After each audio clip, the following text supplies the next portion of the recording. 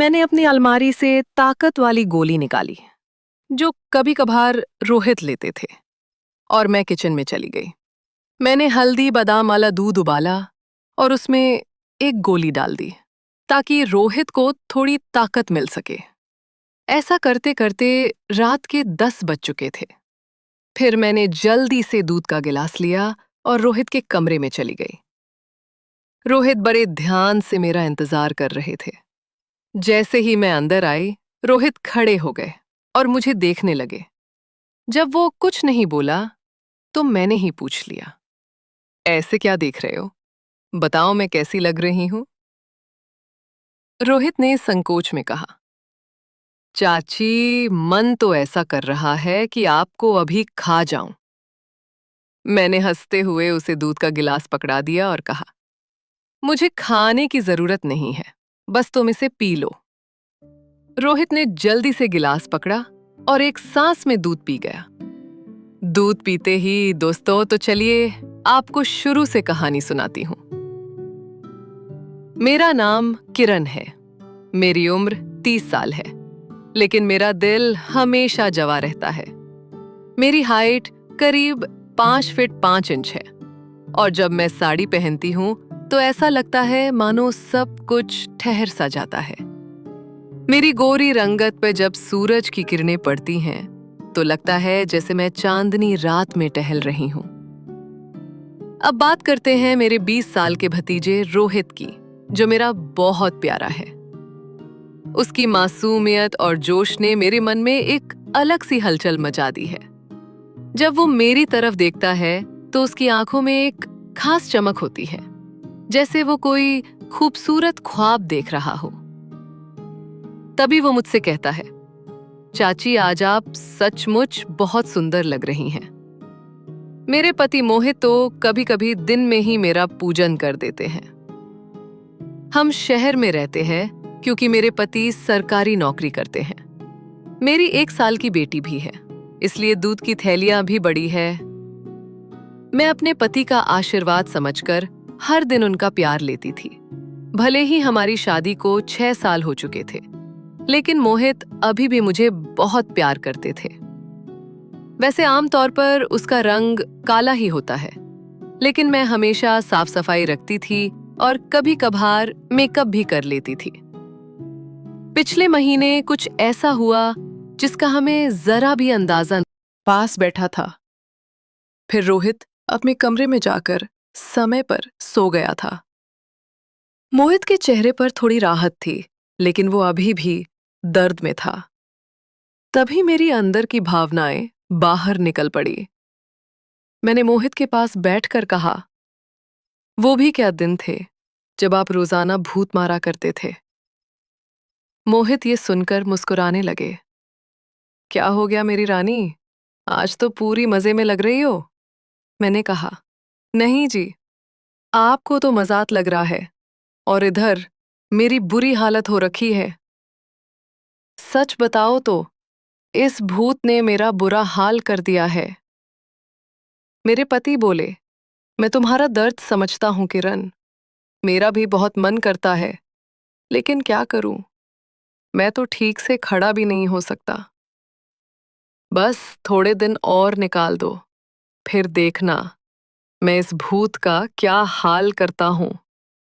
तभी मैंने कहा, थोड़े दिन नहीं, पूरे 8 महीने बाकी है प्लास्टर उतरने में, और मेरा तो 1 महीने में ही ये हाल हो गया। पता नहीं आगे के दिन कैसे कटेंगे। मेरे पति मेरी उदासी दूर करने के लिए बोले, चलो, वो नहीं तो कम से कम दूध ही पिला दो, डॉक्टर ने भी कहा है। तभी मैंने हंसते हुए कहा, आपके नसीब में तो वो भी नहीं है, क्योंकि आपकी बिटिया रानी ने पी लिया है। हम दोनों जोर जोर से हंसने लगे। मेरे पति मुझे खुश खुश रखने की पूरी कोशिश करते थे, लेकिन मैं क्या करूं, सब बेकार था। थोड़ी देर बाद मोहित सो गए, क्योंकि उनकी दवाइयों में नींद की गोलियां भी थी, लेकिन मुझे नींद कहाँ आ रही थी। इसीलिए मैं खड़ी होकर रोहित को देखने चली गई कि वो सोया है या नहीं। लेकिन रोहित अभी तक जाग रहा था और मोबाइल देख रहा था। मैंने उसके कमरे में जाकर कहा, रोहित, 11 बज चुके हैं और तुम अभी तक नहीं सोए। लगता है तुम्हारा मन नहीं लग रहा है। रोहित उठकर बैठ गया और बोला, नहीं चाची, ऐसी बात नहीं है, बस यूं ही फोन देखते देखते लेट हो गया। फिर रोहित ने पूछा, चाची, आप भी तो नहीं सोई? मैंने कहा, मुझे तो आजकल नींद ही नहीं आती। रोहित ने पूछा, क्यों, क्या बात हो गई? मैंने हंसते हुए कहा, नहीं नहीं, वो मैं तुम्हें नहीं बता सकती। जब तुम्हारी शादी होगी तो तुम्हें खुद ही पता चल जाएगा। मे- अरे पागल, मैं क्यों बुरा मानूंगी? पूछो, क्या पूछना है? रोहित मुझसे कहने लगा, चाची, सच सच बताना, आप जो 2.5 किलो के वजन अपने पास लिए घूमती हो, आपको भारी नहीं लगता क्या? उसकी ये बात सुनकर मेरी हंसी छूट गई। इसके बाद रोहित मुझसे काफी खुल गया था और अब वो मुझसे ज्यादा शर्म नहीं करता था। इससे मैं भी बहुत खुश थी, क्योंकि अब मेरा भी समय अच्छे से कटने लगा था। रोहित को आए हुए 10 से 15 दिन बीत चुके थे और वो मुझसे काफी घुल मिल गया था। वो बाहर के सारे काम कर देता, बाजार से सामान ले आता और अपने चाचा मोहित को भी घुमा देता। मेरी तो बहुत सेवा करने लगा था।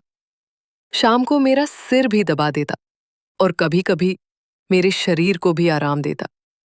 लेकिन मेरी फरमाइशें दिन दिन बढ़ रही थी और मेरे पति मोहित की हालत अब भी वैसी ही थी। अब सब कुछ मेरी बर्दाश्त के बाहर हो चुका था। मैंने सोचा कि अब तो रोहित ही है जो मेरी मदद कर सकता है। वैसे मेरे पड़ोस में भी 3 लड़के रहते थे जो स्टडी करते थे। वे भी मुझे देखते थे। जब भी मैं छत पर बाल सुखाने या कपड़े सुखाने जाती तो वे मुझे ही देखते। पहले तो मैंने सोचा कि उनमें से एक को पकड़ लूं ताकि कुछ समय के लिए काम चल जाए। लेकिन फिर मैंने सोचा कि मैं इस घर की इज्जत हूं और कल को पता नहीं इनमें से कौन मुझे या मेरे पति मोहित को बदनाम कर दे। इसीलिए मैंने उन्हें भाव नहीं दिया। लेकिन रोहित तो घर का ही है, इसीलिए मैंने सोच लिया कि वही मेरी मदद कर सकता है। आज मैंने पक्का प्लान बना लिया कि आज रोहित से मदद ले ही लूंगी। उसके बाद मैं रसोई में खाना बनाने चली गई। जैसे ही रोहित नहाकर फ्रेश होने के बाद रसोई में आया, मैंने दूध निकालने का बहाना बना दिया। मैं रसोई में ही लौटे से दूध निकाल रही थी। मेरी बेटी अभी नानी के घर गई हुई थी, क्योंकि घर में उसे संभालने वाला कोई नहीं था। इसलिए अब बाकी का दूध निकालना पड़ता था और घर में मेरे पति और रोहित के अलावा कोई नहीं था, तो मुझे डर भी नहीं था। जैसे ही रोहित अंदर आया, वो मुझे देखकर एकदम घबरा गया और कहने लगा, सॉरी चाची, मुझे माफ कर दो, मैंने देखा नहीं, और बाहर जाने लगा। तभी मैंने उसे रोक लिया। अरे रोहित, क्या दूसरा पार्ट तब अपडेट होगा? 1K लाइक मिल जाएंगे? ओके, जल्दी जल्दी 1000 लाइक्स पूरा कराएं। फिर मिलते हैं अगले पार्ट में।